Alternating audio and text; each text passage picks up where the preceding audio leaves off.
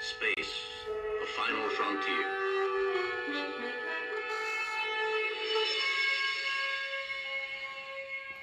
These are the voyages of the starship Enterprise. Its 5-year mission. Hello there, Trekkie Dave back.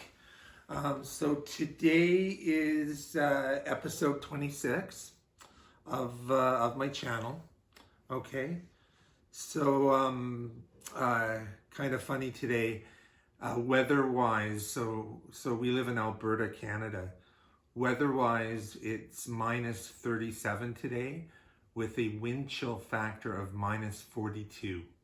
I just thought that was funny and something to comment on, because no matter where you guys are coming from, it's probably warmer than that. So anyways, there's a couple of things I wanted to comment on before I start the content. One of them is this t-shirt. Is this an incredible t-shirt or what? So this was a gift from my wife from Christmas. And I've been wanting one of these t-shirts since they first appeared in the Discovery television show, which I think was in season 1. And she actually found one. And for me, Christmas is always about books. Like, I love getting books, and my wife Julie always spoils me with books. And I can honestly say over my life, I've never been excited about a piece of clothing until this. And when I opened this, it was such a shock, and I was so excited by it, I actually yelped. Like, this is an amazing t-shirt. So I've got a Discovery t-shirt that makes me so happy. And just quickly before I get onto the podcast here, because I'm not doing a video on this, here's my cat. Julie, which one is this? That's Ellie. This is Ellie. So we've got two of them, Ellie and Zeus. And anyway, she wants to get free.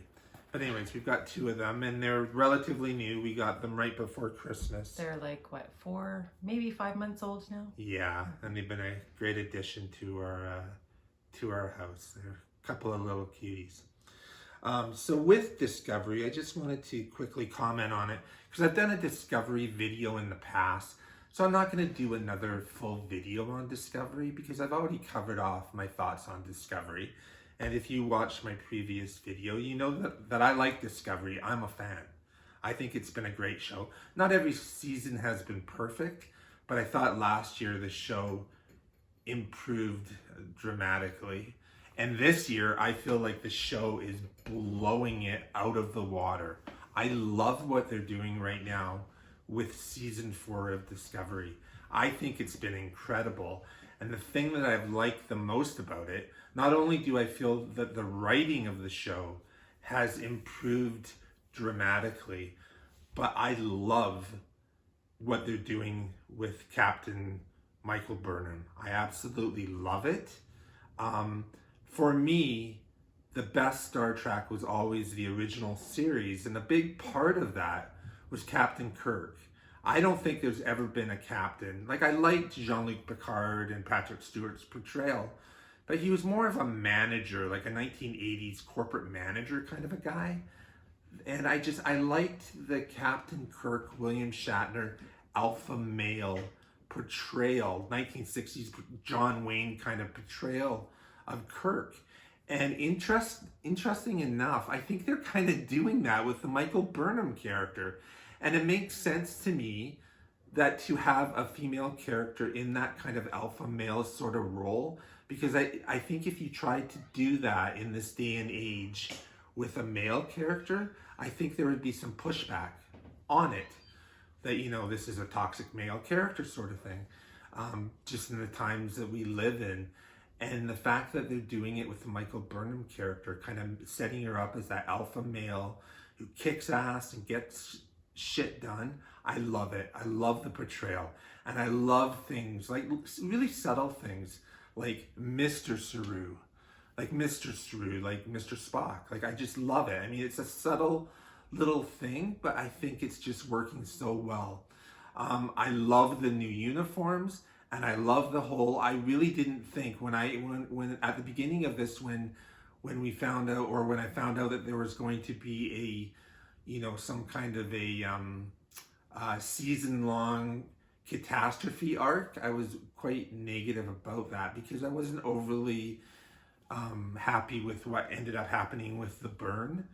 But I love the anonymity, anonymously, and I think that so far, I love the mystery of it and how I have a theory on what I think it is, and I'm probably wrong, but just some visual clues that I've seen heading up to now, because right now the Discovery is during its break, and it starts again, I believe next week, and there's been some visual clues which I had thought about doing a video about, and I just thought I'm not going to commit at this point.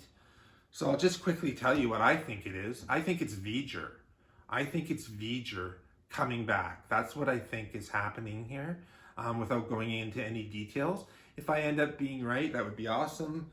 But I also, I'm fine if I'm wrong. But I believe that the anomaly is V'ger. Okay? Okay, so anyways. Oh yeah, and also one last little thing here. Just to give you guys a quick health update, my physio is going really well. I can now fully walk at home. I don't need the use of the walker or the wheelchair. So that's really good news. And I started my chemo up again yesterday. I'm strong enough to begin that again.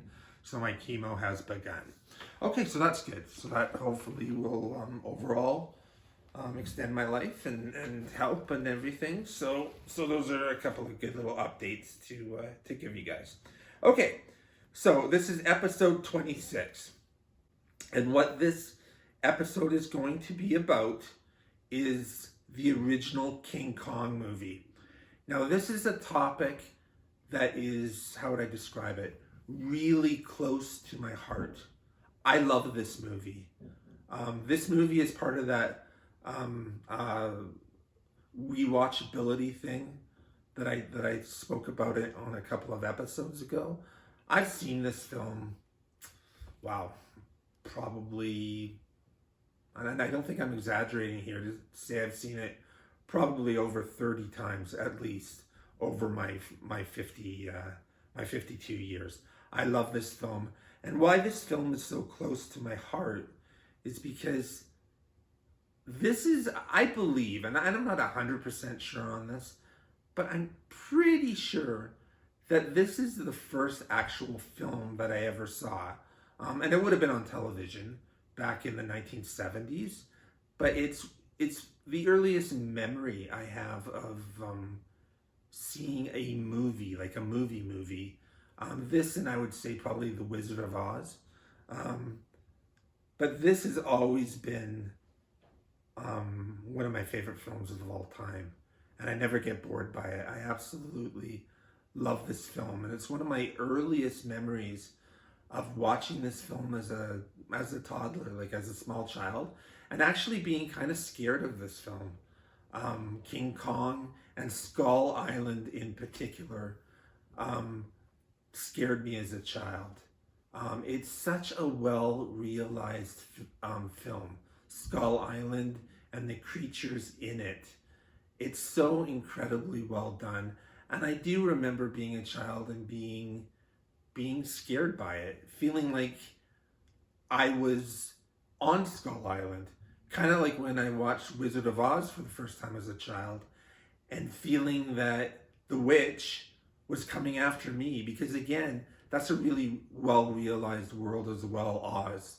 It's a little bit different, where I think that King Kong is more sort of grounded. It's more of a traditional movie, whereas The Wizard of Oz, with the songs and the dancing, it has a theatrics about it that is different from like King Kong. But just wanted to comment on, or this is my take on this film, because episode 5 that I did for this channel was about a book that I read back in university. And basically the gist of the book was that to have an iconic movie, you needed 3 elements: image, sound, and story. And then I went through my top 50 films and just gave you guys some examples of films that I felt were iconic. So basically, when I say iconic, or what the book is saying, is films that will stand the test of time. And what I find interesting about King Kong is it's not a hypothetical. So in that video, in that episode 5 video that I did, I gave you examples of films that I thought would be iconic, but it was hypothetical. Because one of the films I gave you, or one of the films I talked about, was The Last Jedi. Well, it's just my opinion that The Last Jedi is going to be considered iconic in 100 years. It may not be. I mean, and I'm sure there's a lot of Phantom Menace cult people out there that are right now, if they're watching this, are saying, yeah, Trekkie Dave, you're nuts. That film's never going to be iconic. And you know what? They could be right, because it's a complete hypothetical. And what I think is interesting about a film like King Kong is there's nothing hypothetical about it. King Kong was made in 1933. So it's almost 100 years old. And I think it's beyond question that King Kong, the original King Kong from 1933, is an iconic film. Like, there's no hypothetical involved in it. I could say that conclusively because this film has stood the test of time. And this film is a classic. It is an iconic film, without a doubt. Okay? The film was made in 1933. It was directed by, remember there's 2 directors, Marion C. Cooper and Ernest B. Shobsack were the 2 directors of that film. And I just want to go over the elements that I discussed in episode 5 and how this film fits all of those, which it absolutely does. Okay, first off, this film is visually stunning in every way. The realization, not just of Skull Island, which is incredible, the matte paintings and just the reality of Skull Island stands up today. I mean, put this film on today, and there's no way that you would believe this film was made in 1933. This film could have been made 20 years ago. Like, it looks incredible. This film is visually stunning in every way, and a part of that is the special effects. This film stands up. Kong and the dinosaurs on the island stand up. Another setting I wanted to mention is New York City. The way they capture New York City in this film, not just at the beginning when they're getting ready for their adventure, but at the end of the film, with Kong rampaging through the city, is unbelievably well realized. It's one of the best shot films of New York City, and the fact that it takes place in the 1930s, it's incredible. And it stands up today. Like, New York is so well represented in this film. It's incredible. So the film is visually stunning. And this is another one. And I'm going to show some scenes from Skull Island and from New York. And I want you to look at the special effects and just how it's shot and how it stands the test of time, how it looks incredible. I mean, for a film that's almost 100 years old, it looks incredible. Another one, sound. The music for this film was created by Max Steiner. This is an amazing soundtrack. Again, still stands up 100 years. It's one of the best soundtracks. It's incredible. Okay, now story. What I've always loved about this film, as a child and as an adult now, is its sense of adventure. it's got a basic story, but it's so well done. The whole idea of an expedition going to an unknown island to basically shoot a film because the main character believes in this legend of Kong. It is such a great story, and it is so well realized. The dialogue in this film is so incredible. Okay, now the last bit, which is a big part as well for this whole image, sound, and story, is characters. This film has some of the most iconic characters in film history and actors who are portraying them. The first one that would go through my mind immediately as a Canadian, Fay Wray. Fay Wray was a Canadian actress, and her character of Anne, she is the quintessential femme fatale. And her scream, 100 years later, her scream, the only scream I can think of in cinema history that's ever kind of come close to Fay Wray, is Kim Basinger in the original Batman film, Batman '89. But it's such an iconic performance.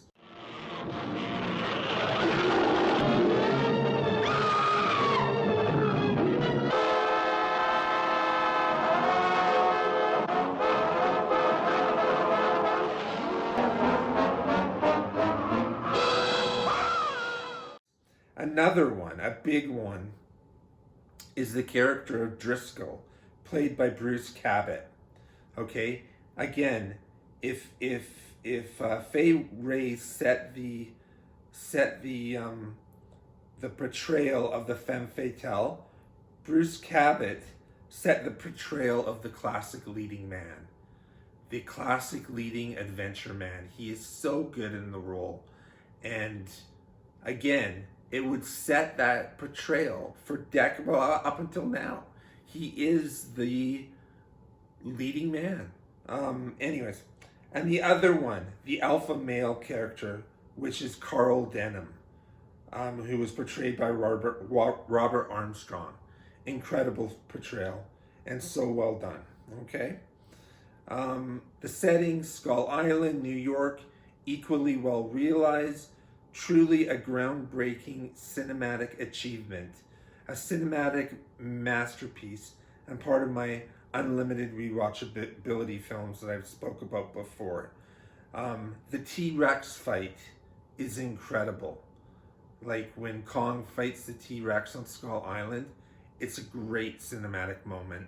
And I'll show a clip of that because for those of you who maybe haven't seen the film or haven't seen it in a long time, the scene is so incredible.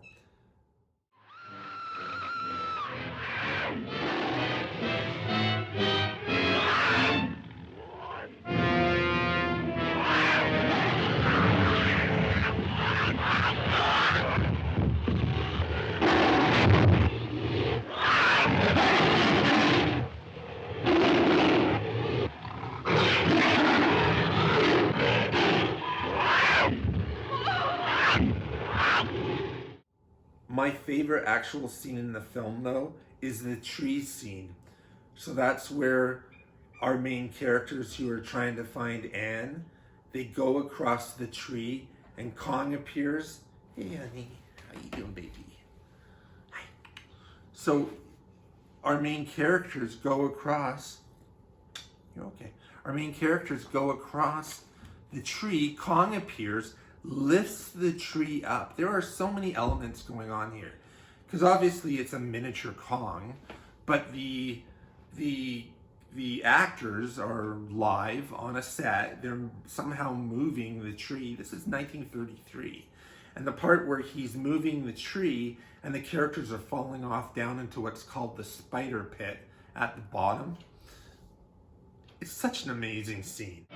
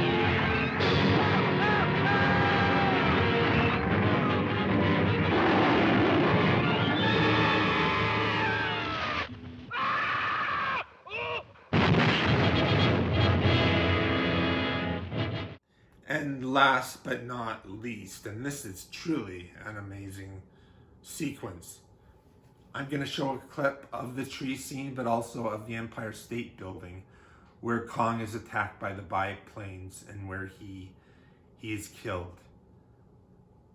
It looks incredible 100 years later. Like, it looks real. Kong on top of the Empire State Building fighting the biplanes. It's just an incredible scene. So I'll show all of those scenes as little snippets for you guys to see.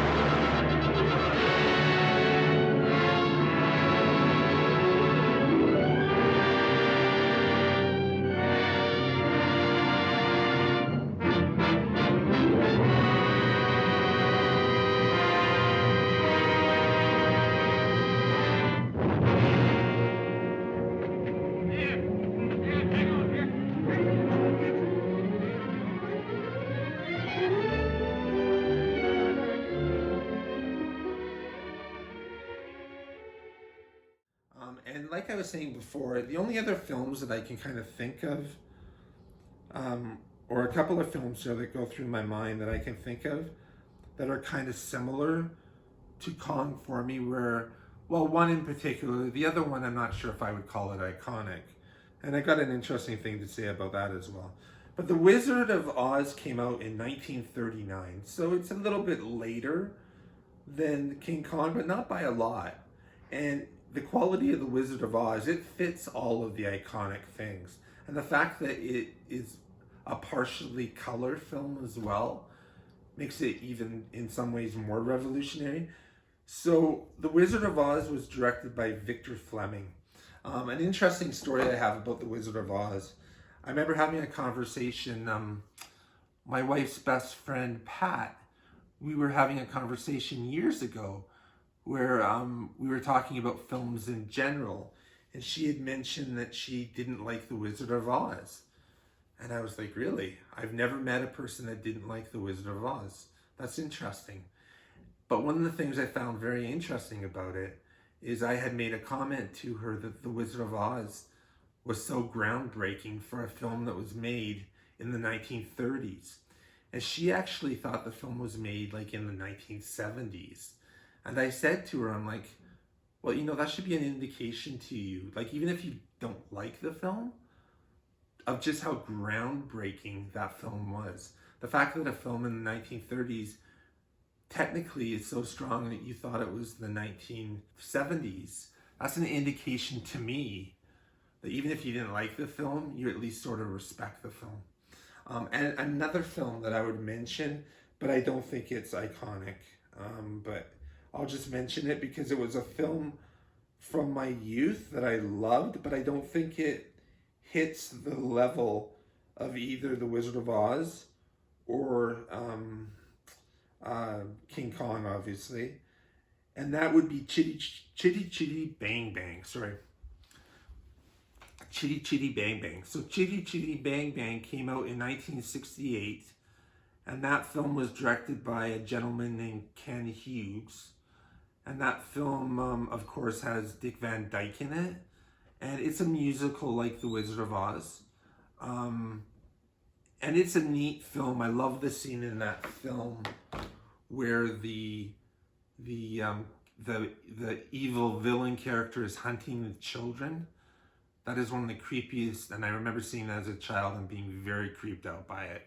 And one last thing about The Wizard of Oz, the acting in that, Judy Garland, the music, everything about it. But the witch, I think it wasn't Linda Hamilton, it was something Hamilton. I don't remember the actress's name, but the witch's portrayal in that film is incredible. Just one of the most iconic acting performances ever, and best realized performances ever. That's such a great film. So, okay, so I think I've covered off. I mean, this video is about King Kong. It's not about those other two movies. But I think I've covered off what I love about King Kong, why it's iconic. And again, this is a situation, I would say, with King Kong and with The Wizard of Oz, where it's not a hypothetical. When I say that King Kong from 1933 and The Wizard of Oz from 1939 are iconic, it is beyond doubt. Okay, so that's what I love about those films. And I just wanted to cover that off. That's the topic of this. So that's it for today, for episode 26. King Kong and why it's iconic and what I love about that film. So if you haven't seen that movie ever, or if you haven't seen it in a long time, trust me, look for it and find it and watch it. And like I said, I'll put a few scenes on there, but it is such an incredible film. Absolutely love it. Okay, so that's it. Trekkie Dave out for today. That's episode 26. I'll be back again with episode 27. So God bless you all, and see you with episode 27. Okay, thank you. Of the Starship Enterprise. Its 5-year mission to explore